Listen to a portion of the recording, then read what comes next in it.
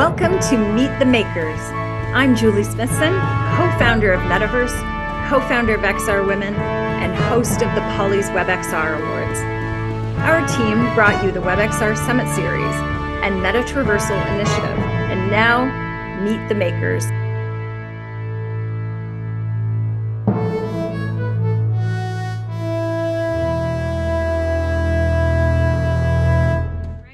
Spatial Fusion won Experience of the Year and AR Pass-Through Experience of the Year at the Polly's. And next up, Sophia's joining us. Hey, Sophia. Tell us more about Ben, Sophia. Yes, Ben Ferns is the founder of Variant. He worked with Foria and Spatial Fusion team, which was a collaboration with Lusion, Meta, and Zelling Sound to produce that groundbreaking experience. We think his work and story deserves a deeper dive about this Australian engineer and entrepreneur who is out on the bleeding edge of mixed reality on the web. Meet Ben Ferns. I kind of joke with friends that ViewSource, right-click ViewSource taught me more than my university degree and was considerably cheaper as well. And I started a multimedia agency with my brothers. We ran that for a few years. I ended up kind of running it solo for the last few years. It taught me a lot about business. The name of the company ended up being Metaverse Makeovers, which now sounds kind of groan-worthy, but back then Metaverse was kind of a dead word. Obviously it'd been in the book, but it kind of had fallen by the wayside like a lot of 90s kind of cyberpunk speculative fiction. And we were keen to bring it back. So we started this company called Metaverse Makeovers. We targeted the Chinese female mobile market because it had this really interesting intersection of social media use and nail art and kind of this growing sense of digital identity. Obviously, social media was a thing in 2010 already, but this concept of it reaching out into other aspects of your life and having a digital identity was still kind of fresh and new and interesting to explore. We got funded. We raised funding from a few different sources. And I think at that time we were the top funded AR startup in Australia, which in retrospect isn't saying much because we were probably the only AR startup in Australia. So I needed to look beyond where we were and what was going to come up next. And that was where WebXR kind of came in for the first time. So we started actually redesigning our stack around the concept of all of our content was going to be living on the web, all the code was going to be living on the web. And basically we'd have a thin layer in our app that would take all this JavaScript and take all the GLTFs, which we settled on for a format as well. We were using FBX before that. And act as a kind of fake web AR layer to enable all this content to drive. The specs were very early at that point, so we kind of invented our own, but we made sure it was going to be compatible with whatever web AR and then WebXR turned into, so that when the day came, we could kind of flip a switch and all of our customers would suddenly be told, hey, you don't need to have users download an app anymore. You can distribute it on browser.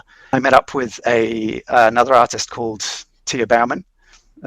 She had a concept of nail art being something that could be kind of expanded in this way of adding digital elements. We joined up and did a few art installations where we were basically giving people manicures and sticking nails on and then having AR come off the nails, and talking about a physical product, which is stick-on nails that we would be selling, and then an app that users downloads to view the bloom on their nail and customize it and then share it to a social network that's specifically built around this app. When we put it in front of people, they lost their mind. Well, specifically girls who were into nails lost their mind. It was always one extreme or the other reaction, which I kind of liked. I like that as someone who designs products. It's like, if you get into a room and someone just goes, yeah, okay. But then like 20% of people, 10% of people kind of go, oh my God, what is this? Can I keep this? And I thought there was an interesting opportunity for augmented reality as a whole to have an impact, because all of a sudden, a whole bunch of retail spaces were closed. A whole bunch of people were left thinking, well, how are we going to do the things we used to do every day in a different way? And so I thought I would build something that helps people to get into the AR world, basically, to dip their toes into, to take those first few steps. So I built Variant, which is an API that lets you generate 3D models on demand. And basically you feed in a list of, I want a chair with this material and this kind of legs, and the metal on the frame should be this kind, and I want the large version. Or I want the version I want a back that's 52 centimeters tall. The things that excited me about AR right at the beginning, before I had really seen the modern version of it, mobile AR, they still excite me about AR, and I think they still excite other people, guessing by, I started with it as a concept of extending a digital identity, magnifying who you actually are. I wanted to jump right into that future, that cyberpunk future of glittering things around people, and I was doing writing about, what happens post scarcity in terms of fashion. Gold and diamonds and all these things don't mean much, and even the new forms of exclusivity, which is about identifying trends early and wearing the right labels and stuff, even those fade a little bit. Those ideas in that world were so interesting to me that it made me change my career. The world I got into was the world of, well, XR needs to make money, and where can it make money? Where can it be useful right now? Where can it provide enough value for people? And then there was the bit that we focused on at Platter, which is utility. Basically, I need to do this one thing, and if XR is the best way to do it, then that's how we're going to do it. I need to know that this washing machine is going to fit in the gap that I've got in between my fridge and the wall. If there's a button on a website that says, hey, this will let you do it, you'll definitely do it. That was the one we doubled down on with Platter, because it matched an equivalent need on the other side of the company, which is companies that were struggling to sell things over the internet that they would normally want retail space for. So it was a nice match, and it worked relatively well. I mean, now you see the kind of the market research numbers, which I always doubted, of 150% increase in conversions because they allowed AR previews on their e-commerce store.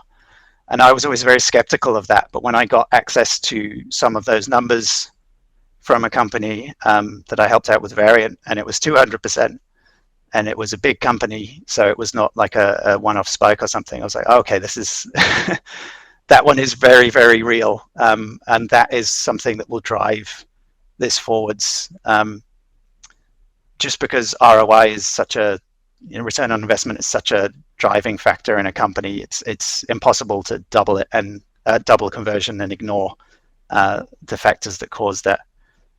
Also, companies have got a utility thing for themselves in terms of, if this turns out to be the best way to train people, to put them in VR, drops accidents by 30%, drops lawsuits by X%, they will do it because it's so results based. And there is enough stuff like that in XR. Training on VR is huge. It makes a massive difference in so many different areas. Ultimately, computers are still just 2D screens, and we do a lot of work out in the real world in 3 dimensions. And for that, XR is always better. I'm really excited to see what happens when it becomes the native way of building 3D content for kind of more creative, expressive 3D content creation. I'm really excited to see how VR is going to impact that over a decade or more. I think it will help democratize things if things are a bit more physical, and we get a little bit of AI in there to get rid of things like worrying about UV mapping and topology and things like that. It really excites people the first time they learn that they can build something in VR or AR, and they do it and they see it. It's the ultimate form of coding where you kind of feel like a bit of a wizard because you've taken something from your mind and made it real, except this is real enough to almost trick you. It's pretty compelling, and I think that that the level of passion that exists in people who are building XR tools and building XR experiences and businesses and things like that will keep it rolling through any kind of lull that may happen because the technology isn't quite there yet. That was refreshing, honest, and insightful. There is so much developer talent out there that comes from similar origins as Ben, but they haven't quite found their way into 3D yet. So true. And that's what we hope by sharing these stories, that more talents like him will emerge. There are 13 million JavaScript developers out there, and only a tiny fraction of them are working in spatial computing. And that's not even including all of the developers out there starting to code using AI, which brings us to our next maker, our community honoree at this year's Poly's Evo Haining. Thanks, Sophia. Thanks, Julie.